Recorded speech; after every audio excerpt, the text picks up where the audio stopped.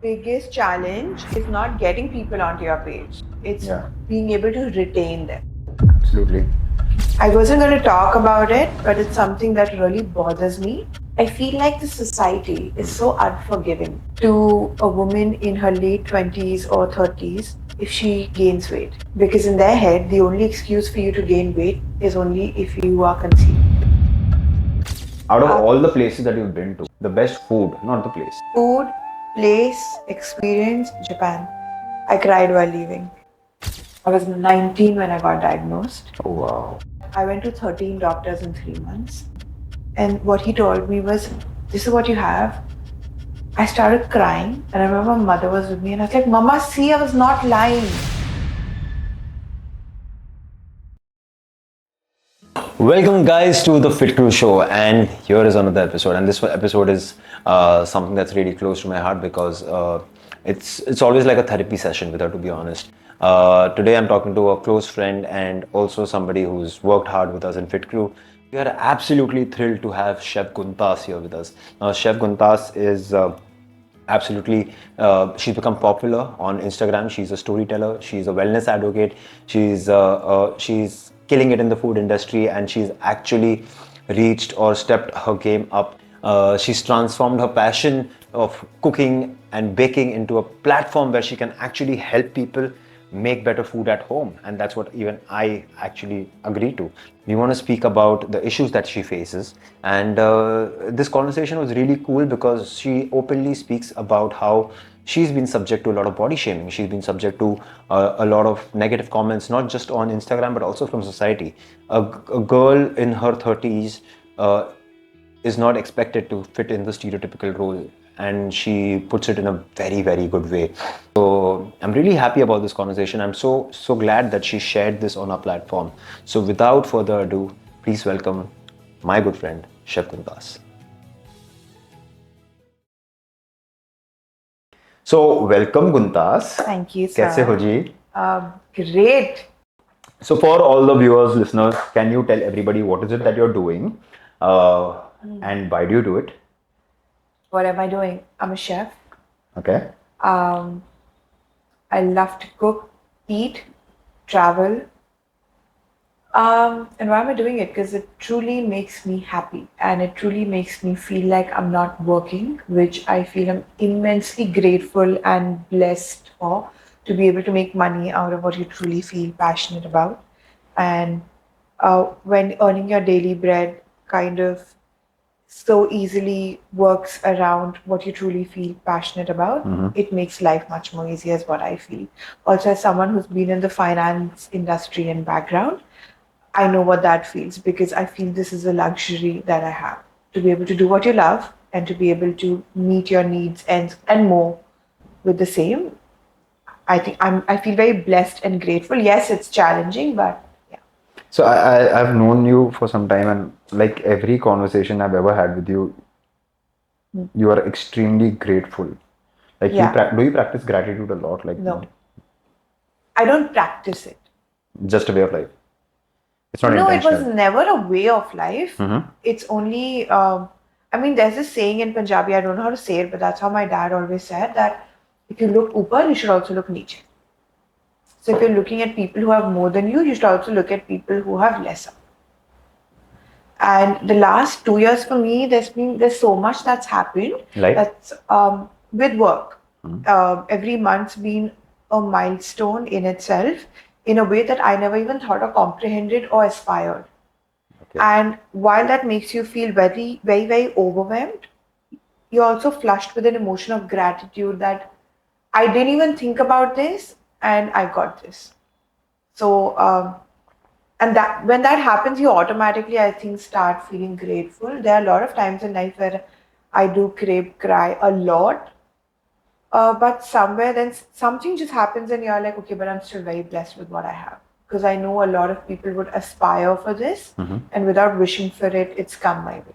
You exactly. You Yeah. didn't wish for it. I mean, I didn't wish for it. it- None of this was anything I wished for, planned for, or anything like that. So when that happens, you truly start to realize that you're really grateful because you didn't even wish for it. it's serendipity, right? I mean, just like it happened by accident. I like the lowest number of followers I remember on your page before lockdown or during lockdown was, I think,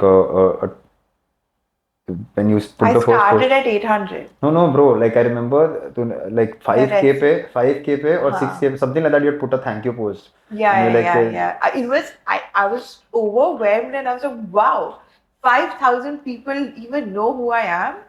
Uh, but yeah, but now the way I look at it is very different. I don't look at it with the number of people following me. I look at it as a community, and I look at it more from a business point of view. And I'm talking practically. yeah, Uh, it's your community, yeah, it's your platform, it's where you it's your engage. community, it's your platform, but it's also important to understand that these are not people who are following you. It's a mixed bag of people that's there. While there's some people taking inspiration from you, some people learning from you, wanting to know more about food, and then there's some people who are also just there. And it's a number which you look at it from a business point of view and leave it to that. Okay. Because if you try and think about those number of people in a room, you can't fit them into it, right? So it's overwhelming to even think about it like that. And they're not your Anxiety हो रहा है मुझे तो सोच के yeah, यार. and they're not your fans, correct? So it's important to just Everybody is not your well-wisher. Everybody doesn't want the best for you. Everybody doesn't want good or bad for you. no, Some Pratik, I'm don't even not care. even trying to say that. What I'm trying to say is that they're coming here, they're part of this community because they're getting something out of it, Okay. right? Not because they just love who you are or anything. So it's a community that you've built Okay. where there is some knowledge or some information or education that you're being able to pass on. Okay. And you need to keep doing that so people find the relevance and want to stay on to it. Okay. And that's the way I find the right way for me to look at it. Because if I look at it the other way and be like, oh, now I'm someone and people are following me and all of it, then I feel it gets to your head and then the whole equation kind of goes for toss. So look at it as a community and keep it as that. Okay. That way I think it works better for me in my head personally. Yeah, absolutely. I think that's a fabulous way to look at it.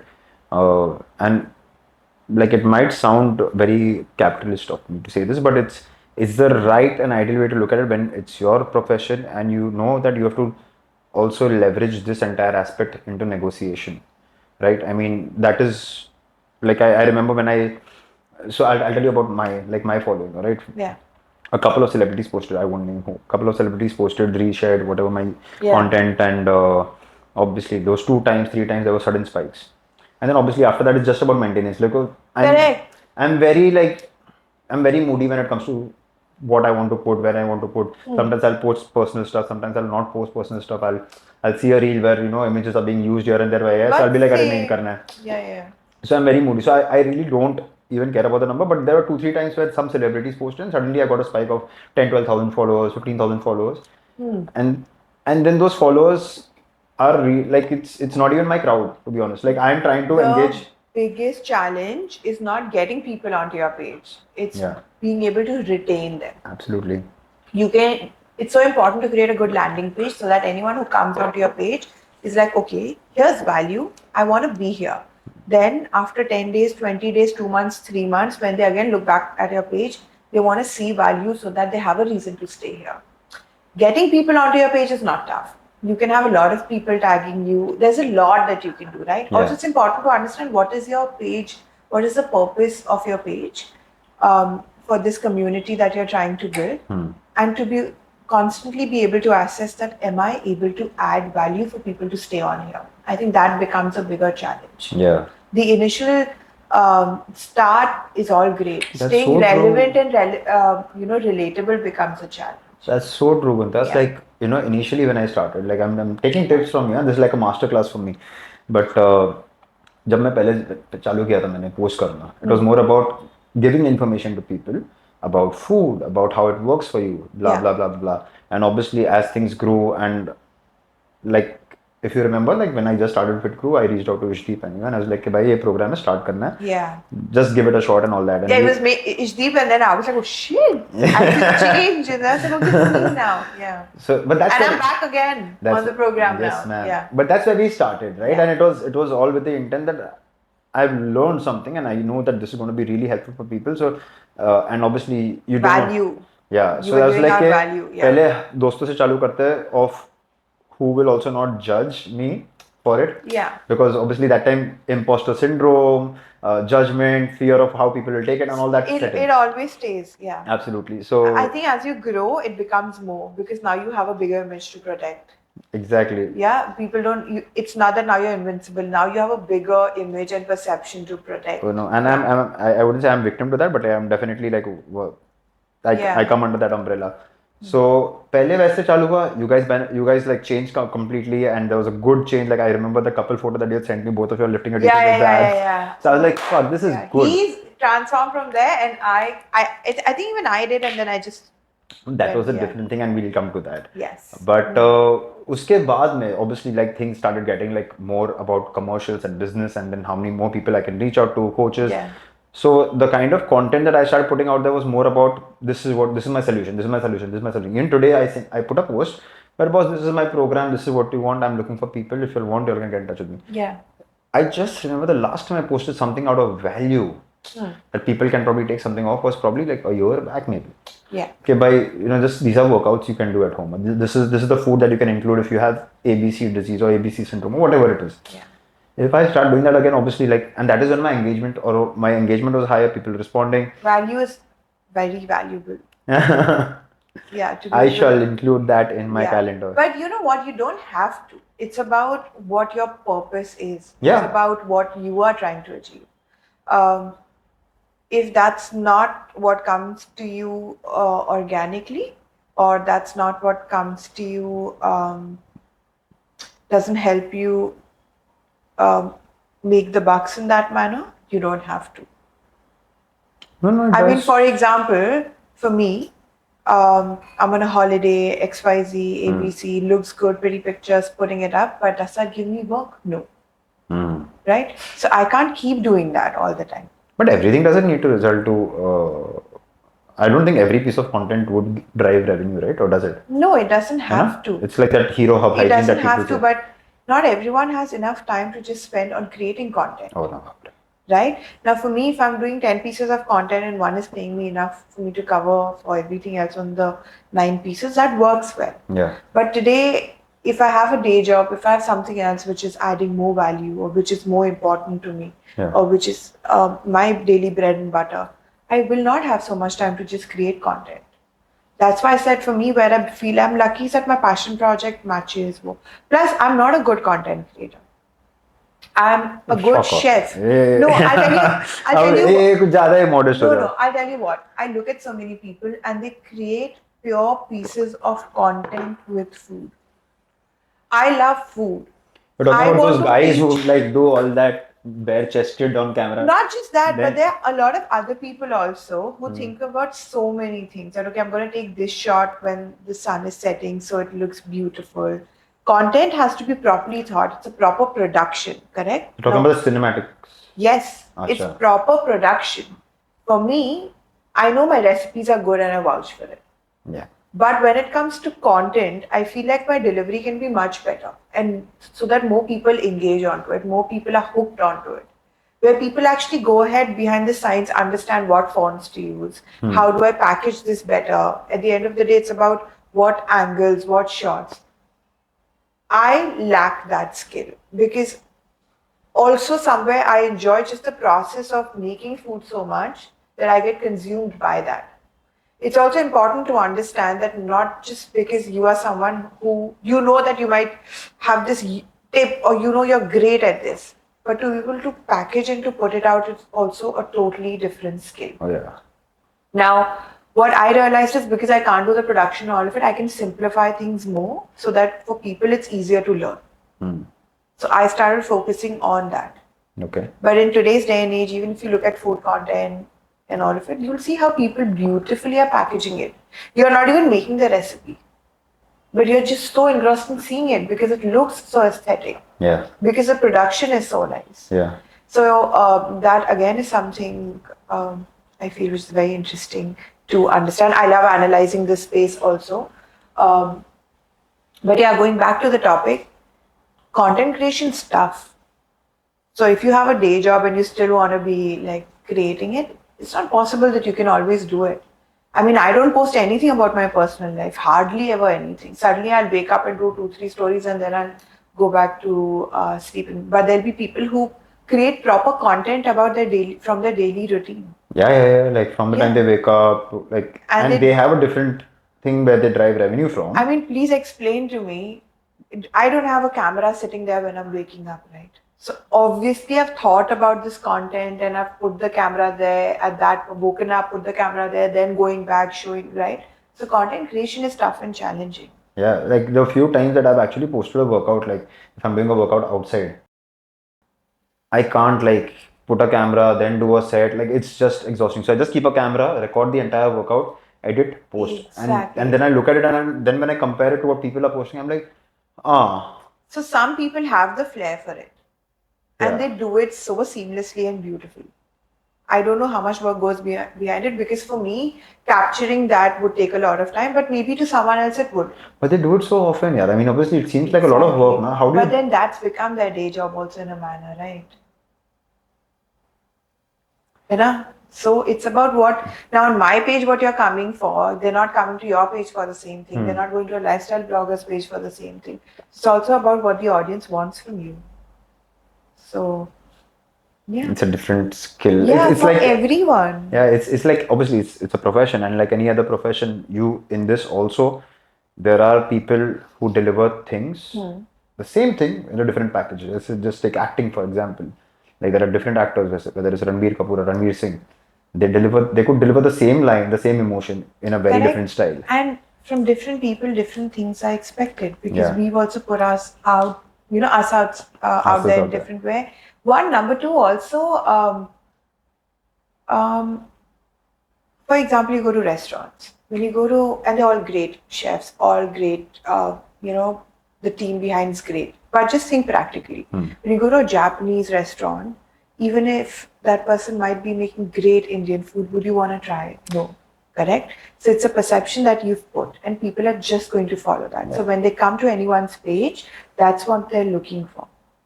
So whenever I've tried to do regional food, it doesn't pick up because the audience is not expecting that out of me. Or maybe they don't trust me enough for regional food. But if I'll do how can you make this restaurant style dish at home or how can you make this gourmet dish at home, it picks up. Because they're expecting that out of me. Is it perception that I've created? Or is it perception that got created over time? I do not know. But it's also important to be able to understand what the audience wants from you because at the More end about of the understanding a niche. they also at times they are signing the niche to you and then you are trying to understand, okay, this is what's working for me, okay, this is what they think about me and this is what they want from me. Yeah, And that's going to be across all categories. So it's very interesting. it is. It Yeah, is. it's very interesting. But looking back at 2023, how was 2023 for you? Because for some people, 2023 was a place where a lot of work was just stuck, and and for like probably 50% of the people that I've spoken to, how their year was, they've been like, this has been the best year of my life. Like I was speaking to one brand and they were like, this year we've done like 40 big announcements. Like What? in Wow. 12 months, yeah. In 12 months, they've done 40 big announcements. One of the production houses that I'm working with or something like that. They're like, it's been a hell of a year for us. You know what? Now that you say, it's something I've realized too because it's the year where post-COVID things came back to normal. Yeah. And till then, people were just trying to understand. And that's when 2023 actually gave you a chance to understand and assess that what normal have you come back to? Have you come back to the pre-COVID normal? Have you come back to suddenly a heightened success or whatever? Or was your, previous occupation business or something, has it taken a hit? Because it was that point 2020 2021 kind of went completely in COVID, and 2022 was people were still trying to kind of judge, analyze. 2023 is when people went all out. Now Diwali parties are happening, everything's happening, no one's holding back. True. So that's when you now knew that COVID is not relevant anymore and this is now going to be the new normal. So it was very varied. Now for me, 2023 was overwhelming in every space. I started the year with MasterChef India, which was I mean, I still remember when they called me and they said I was very confused because I was like, what, me? And I'm that person who takes a little time to absorb and understand information because sometimes I'm just like questioning. I didn't even, manifest this. I didn't even think about this. That happened, then we got listed on Forbes, um, worked with Apple, traveled to 4 different countries for work again, worked with Lind Home of Chocolates, and I think I So was did you go to nominated. Zurich? You went to Zurich for Yeah, that? I went to Yeah. Zurich. Then got nominated by Cosmopolitan as F&B blogger. Your EU association. EU Association got, like we've been doing that, but that again happened last year. Did my first TED talk, did my first series of cooking shows um, in a proper exhibition, and I still remember when the Cosmopolitan thing happened, and I saw that. Um, I first just kind of was like, "Yay! Oh my God, I'm so glad!" and all of it, and then I just went out of the room, and it was late in the night, around 11, and I picked up a burnie of soya chips. I come back and I look at Ishdeep, and I'm like, I don't know what to do. I'm feeling very overwhelmed, so I'm going to eat. Okay. Because I didn't know how to process that emotion. Um, at that particular moment, I just needed something to distract because I was not being able to process and understand what exactly. And that year was just so much, touched with so many great things happening. But at some point, it was also very difficult to understand because the new normal was constantly changing. Fuck yeah. So, and it's all great. It's not like anything was bad, but emotionally, I was not being able to understand how that should this now be my new normal or no, this is just a phase. How do I don't want this to get to my head. How do I, maneuver around this? Yeah. And in the whole process, what I started looking out to comfort me was food Okay. because no questions were being asked by food, right? It was just making me feel good. It didn't. But you actually sought comfort in food even when you got good news. Yeah. Right? Because you did not know how to regulate your emotions, or you did not know how, because it was obviously it would be a little stressful because you are being elevated from your current position where you are when you receive any kind of Yeah. accreditation like that. And then obviously you that stress comes in where you're like, okay, how do I handle I this? wasn't rewarding myself with food. Not at all, not at all. No, no, I no, was no. just so like, Overwhelmed. अभी मैं क्या करूँ? Like, how do Handle this. Yeah, because I don't want to go about like wake up the next morning and be like, oh my God, I got nominated. I don't want to come across as that. I need time to understand what does this actually mean to me? How do I process this? What led me here and how do I continue doing it so I can justify. So the number of thoughts, also being an overanalyzer, an overthinker, started going on in my head. I was like, soya chips. Yeah, that just that crunch is also distraction in a manner. And that's when I realized that in 2023, another thing also that happened was my relationship with food changed. Also because at a lot of times I was overworking so much that my body was not being able to deal with it, and then I used to feel exhausted. And because I was feeling exhausted, I want a sudden burst of energy, and food was giving me that sudden burst of energy. If you have meetha or if you're having something fried or something, it gives you that energy and then it dips. Then you're again looking for something else to give you. But at that moment, because you're so tired, you're just like, I need energy. Yeah, it's something like an insulin spike, and obviously it just elevates you for that second, and obviously it goes crashing Yeah, after and some it's time. also funny now, as a chef, knowing also all of this, I wasn't being able to. But Guntas, even I tell people what to eat to get fit, but that Yeah. doesn't mean I have the best of the habits.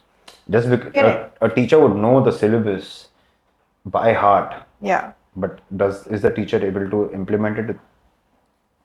Not really, right? That's why I mean it's a good to know things and absorb But facts to about certain. implement it is very Yeah, tough. execution. Yeah, I mean that's difficult. Like I can tell people to do the right things and equip them with the right tools. Yeah. But yeah, when it comes to me, not so great at it at times.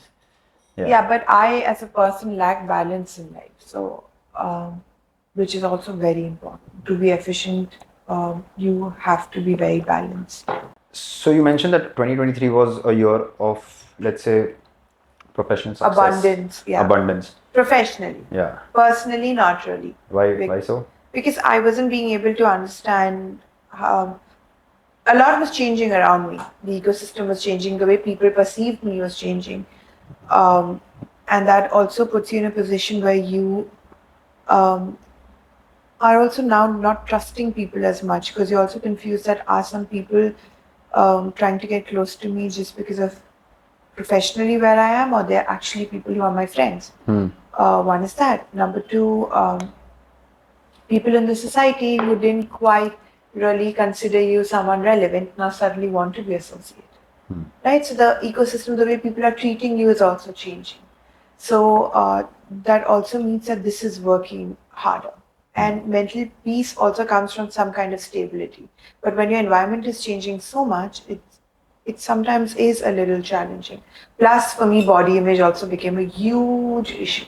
And also, when you're on social media, people think, even though I'm not really there, where I don't put myself a lot there, people find it so easy to critique and talk and, ask you questions which are totally inappropriate. Right? Um, and you know what? I wasn't going to talk about it, but it's something that really bothers me. I feel like the society is so unforgiving to a woman in her late 20s or 30s if she gains weight. Because in their head, the only excuse for you to gain weight is only if you are conceived. Like if you've conceived.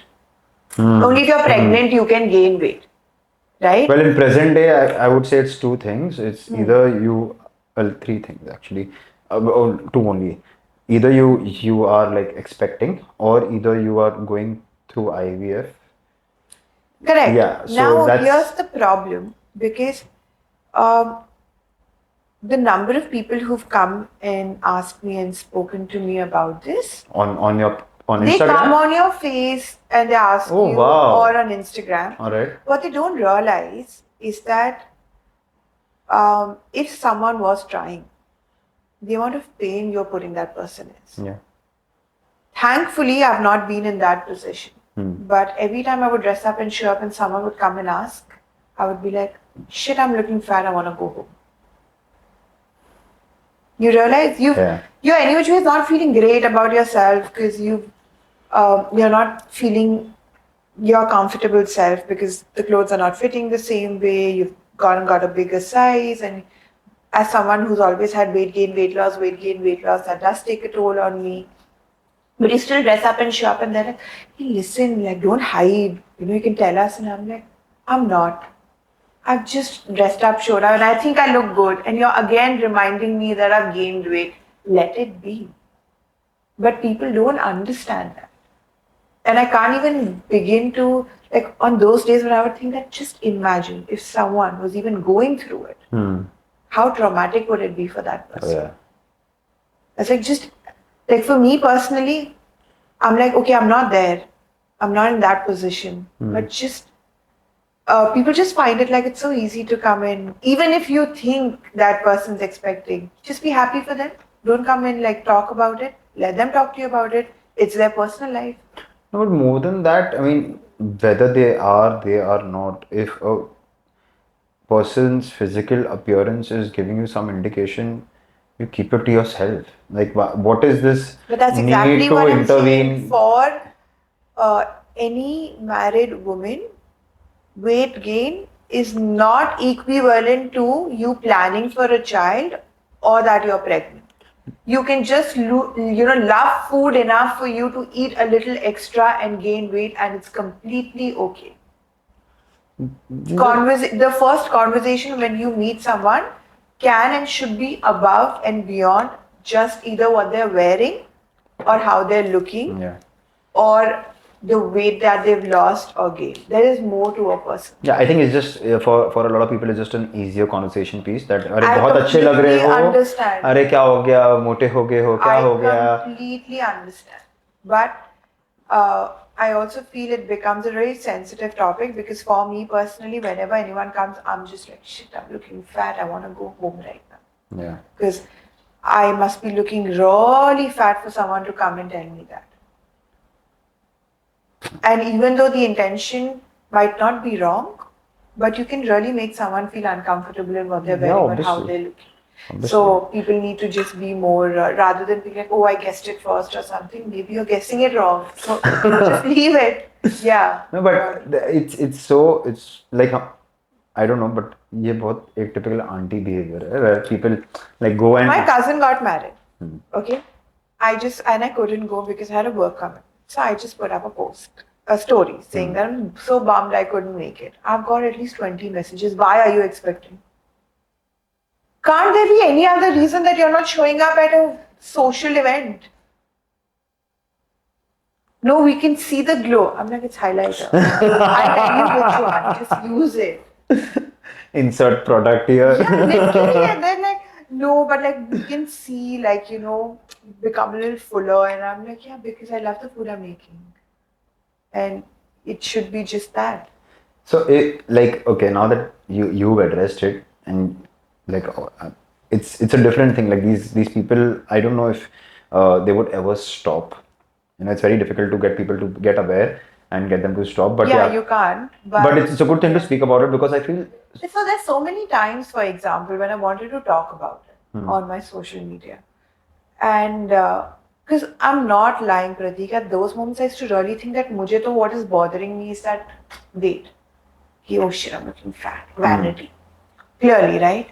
But I was like, just imagine for those people who might be wanting to have a child at that moment and not being able to, how much would you put them through? But every time I would think about it, I'd be like, okay, it's going to give people a chance to speculate. Yeah. Because just because I have used that inference, like, that if someone's trying, they'll be like, oh, maybe she's trying. You understand? And then a whole new thing will start. And then I'm like, keep quiet and keep it to yourself. Yeah. And so social media, even if you have a following community, whatever that is, doesn't always mean that you can just unapologetically talk about it. Yeah. Because if I would, I can promise you more people would be like, ab to ye. 100% yeah. And there's छुपा रहे. nothing wrong in it also. Yeah. But you are just trying to save yourself and your obviously. sanity. And you're like, I don't want think to talk it's your own personal life. But yeah. But yeah, Guntas, it's so my sister has alopecia, all right, and she got alopecia when probably like around 8-10 years back. She was going through stress because she was moving bases from Bombay to UK. So obviously, like she was going through a lot of stress, and I told her, Didi, it's okay, big deal, yeah, sabko hota hai. She's like, Pratik, I am a cosmetologist, all right, and I know how important appearance is for a woman. Yeah. All right. I know this will come back. But I also know that it's going to take time. In that time, there are people who are going to keep coming to me and keep asking me what happened. I am okay with it because I'm not seeing it all the time. But to constantly get a reminder, yes, that boss, there's something wrong with you. What is up? Are you normal? She's like, that is something that I'm not prepared for. And that is giving me even more stress, and that's increasing my condition even more. I'm also trying to understand a little more about my body, also with people with fibromyalgia, because I suffer with it. And for everyone, fibromyalgia treats you very differently. Yeah. And sometimes it's tough. Also with the kind of health conditions that I have, it gets tough because, touch wood, I'm blessed that I only have conditions and not diseases. But those conditions also are very vague to be able to center and be like, okay, this is all what it does. It just works differently on different bodies. Yeah. And to be able to understand and be like, what can I do so that my do better for me becomes difficult because it's fibromyalgia. Your body just takes 1.5 times, at least for me, to be able to bounce back. So, and there's no one you can talk to. Can you explain because I know a little bit about it. Yeah. But obviously, because I'm not a doctor and it is something that keeps coming. Like I've got like maybe 6 or 7 clients right now in FitCru Yeah. who have fibromyalgia. Yeah. They all have different symptoms. Exactly. So it's very difficult for you to even, some days I'm like, okay, I should use my platform to create a community for people with fibromyalgia to talk and exchange things that helps. But for everyone, it just is so different. You can't create a support group. Like, No. there is one client, I'm not going to name her, but she cannot even wear leggings because the compression because of leggings causes so much pain in her calves that when she Yeah. needs a stool and she needs, like it's Yeah, yeah, difficult for, yeah. and she's like, I can't, and she's got customized footwear made for her, and because of the pain now, like it's so painful for her, like the only comfort that she's seeking is in food. So for me to break that pattern is becoming extremely difficult. Like she's So one of that's the exactly what was happening, right? So Yeah. what's fibromyalgia? Now, fibromyalgia is heightened pain and discomfort, um, tenderness, fatigue in your muscles. For me, particularly, it's that my recovery time from any, whether it's an illness or whether it's a workout, is much longer than for a normal person. And um, a lot of tenderness and stiff muscles. There are times when I'm doing a workout and I can feel my muscle getting into a spasm. And also, again, people can go get a massage. For me, massages cause me more spasms. So Okay. unless I can't do a deep tissue massage, not at all. I can only do a hot stone therapy because that gentle heat helps me ease out. I can't take the direct sun or direct AC on me. Extreme temperatures makes it difficult. So again, different for everyone. But what it does do is reduce uh, the quality of your life. But I was 19 when I got diagnosed, Oh wow. and I went. And to you're 21 right now? I'm just 16. I'm reversing backwards.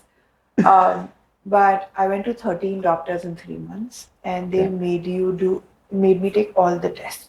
And uh, finally, I mean, the mental ordeal was terrible, but finally, I think I met the best doctor. And what he told me was, "This is what you have."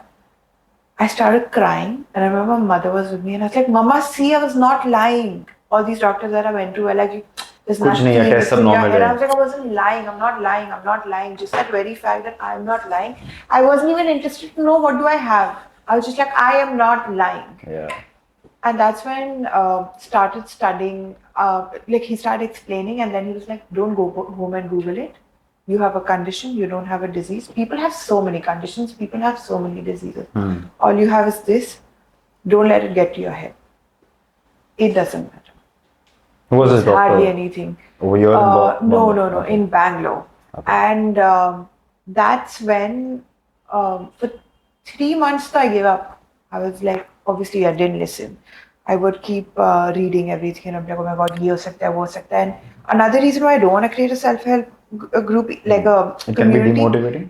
because I feel like if I'm just sitting, imagine, and you get a message and you're like, guys, I'm feeling this pain in my leg, you start thinking, क्या मुझे भी ये हो रहा है, Yeah. right?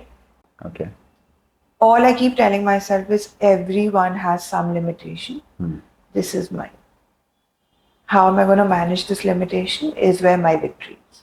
Okay. And everyone has something that's holding them back. Yes, we have an issue here, but how much weightage and importance I want to give to an issue is in my hands. Okay.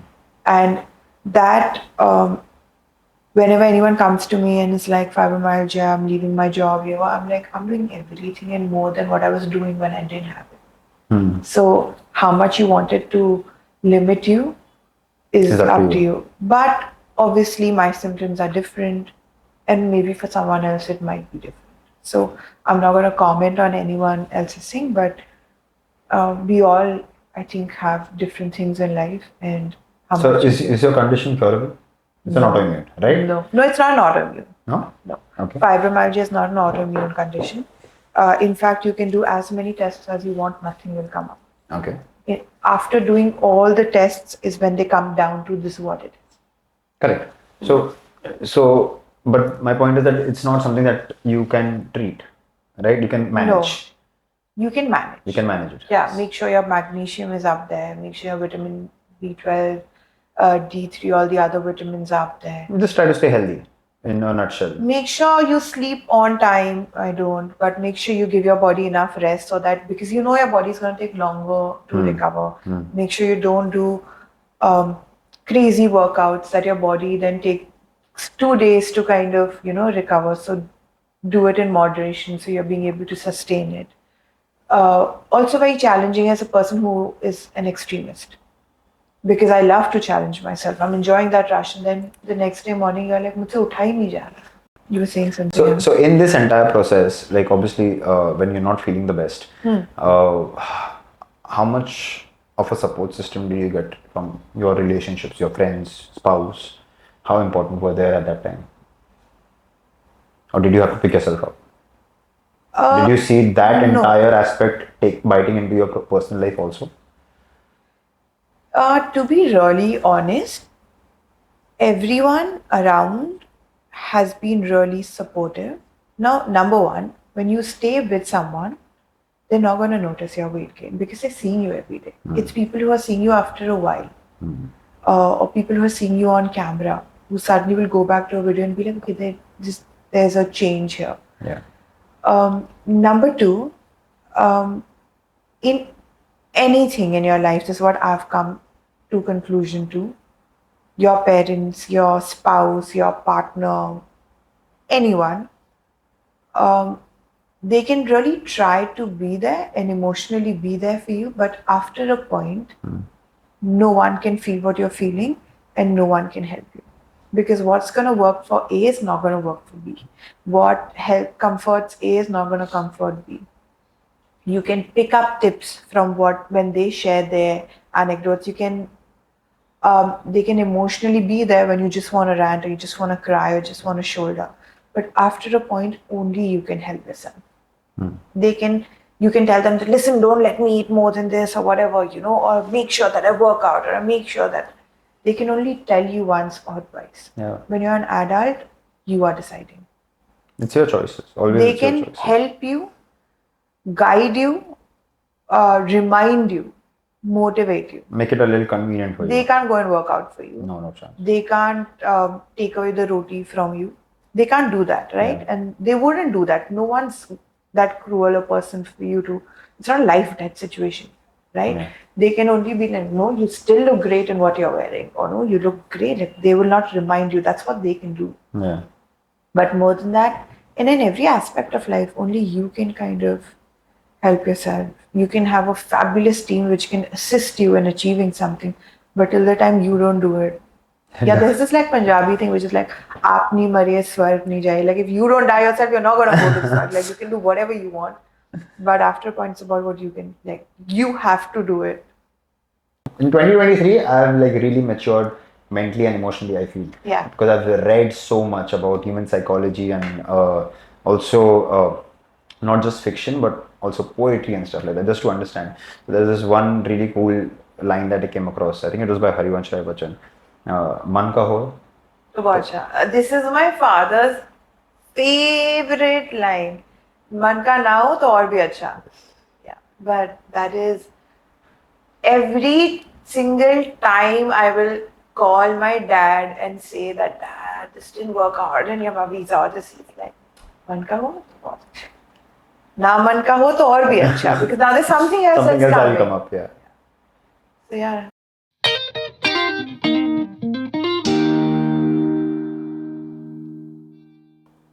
First question. Yeah. What's one place you'd love to travel to and why? I'm going to add one more question to that. Yeah. Out of all the places that you've been to, Japan. the best food, not the place. Japan. The food? Yeah. Yeah? Yeah. Food, place, experience, Japan. I cried while leaving. So when I say that, I mean it. Japan, yeah, it's just something about it. Like every 5 minutes, you're learning something, which is very exciting because travel, while a lot of us look at travel as vacation, travel is so much more. Yeah. It's about enriching yourself, not just with your experiences, but with the way people in a different world are living. And there's so much to learn. So for me, favorite place has to be Japan. But one place I'd love to travel right now, I have 3 places in my mind. But one place I think would be Masai Mara. Africa. Yeah, I think that's. I'd like to explore that. It's different. It's not like something I've ever done in that manner. सुबह 5 बजे उठा देता है, jeep में हाँ बिठाता है. तो time difference वगैरह से होके हो जाएगा. No, no, it's lovely. It's absolutely. Have you been? Yeah. Oh. It's next level. Yeah. And obviously I saw the big five. Like in 2 days I saw the big five, and it was great. And obviously a lot of other animals also. The experience to see the animals in the wild is something else. And the food, obviously, like the way they serve food, because you eat only twice. Everybody gets together. You're living in a camp, so everybody gets together. They make a barbecue and all of that. So it's a different experience altogether. Yeah. So yeah, you want to do that. Yeah, 100%. That's on my list. Yeah. And other two? I think would be Mexico or Okay. Cuba. Okay. And one would be Bhutan. Oh yeah. Yeah. So I think I've also had the privilege to do a lot of cities in that. You've literally covered like cold, Yeah. beach, Different. and Yeah. dessert. Yeah, Yeah, like, so just different things. Yeah. But also because for me, travel is a lot about experiences, understanding. So it's more from that aspect. but Japan still stays your number one till now. Yeah. There's so much. Oh my God, there's so much. You can't cover it in 10, 12 days. And also when you come back, for months it goes on in your mind. But that's what any travel is supposed to do to you. But yeah, Japan's different and nice and lovely. Every place is, but maybe it was that point in my life where there was more meaning attached to that travel in that manner. And it wasn't just work. It wasn't work. We didn't Japan go for wasn't work. work. Yeah, Japan No, wasn't no, work. No, it wasn't Yeah. work. Yeah. It was also a trip which was planned in a day. Oh So wow. we got a visa on Friday, left on Saturday. So it's pretty much work. So I think there's just a lot. I think a lot of things that we're so like memories that we have is because of the value we associate to it, because of how it's it made came. us feel. Okay. Yeah. So yes. Next question, sir. You should also answer. वो पूछता ही नहीं. How do you stay accountable to your goals and commitments, both to yourself and others? It's very easy for me to stay accountable to my goals and commitments towards others, but towards myself is where it's difficult. Okay. I don't like to disappoint people. So do you have a difficult time saying no to people? Oh yeah, I'm a very difficult time. Not only I'm a people's pleaser, but I don't want them to feel bad about anything I said or I made them feel. So do you also like watch others' emotions all the time and behave accordingly? Like if you observe like yeah, somebody is a little distant, so do you like try to overcompensate and try to, 100%. yeah? And I think one of the biggest learnings for me last year was also to understand that sometimes people are going to act a certain way because of what they're going through and nothing to do with what you're doing. Correct. But as a human, see now I've been all around the world or India or however. I've always struggled with fitting in. Now when it comes to fitting in, the easier way is when people like you. Yeah. So I would do anything for people to like me. I mean, within boundaries. But for them to like me, that makes you automatically a people's pleaser because you want to fit in. Yeah. With that also comes that you're just going to say yes to everything that is convenient because it's difficult for you to assert yourself and build boundaries and be like, no, this is not resonating with me or this I don't want to do. That's why being accountable to others comes easily to me. Okay. With myself becomes a little challenging.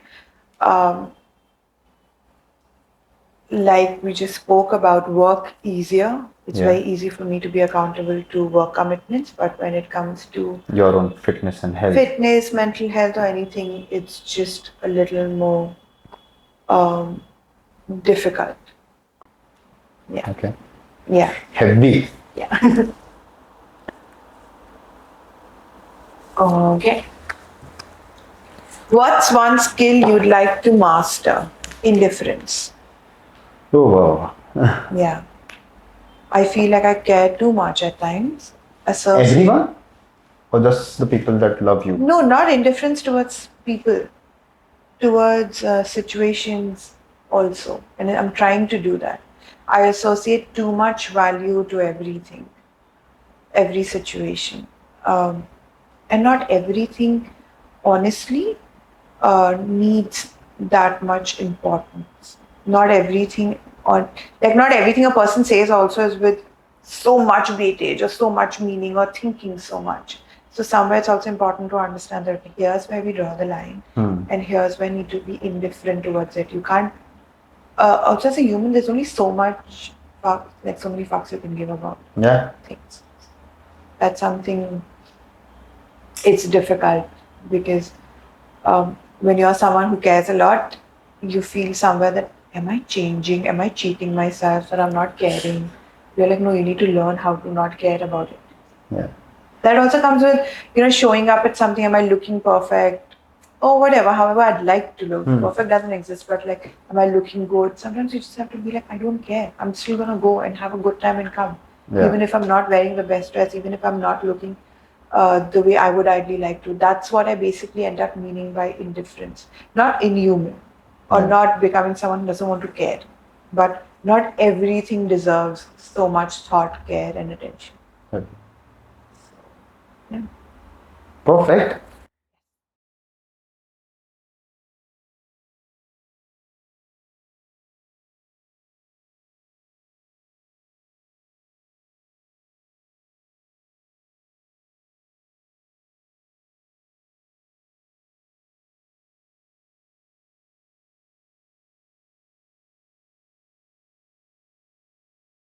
Yeah. And We should we're going to move start to our your own kitchen. therapy sessions for each other. All right. Perfect. Perfect. Thank you.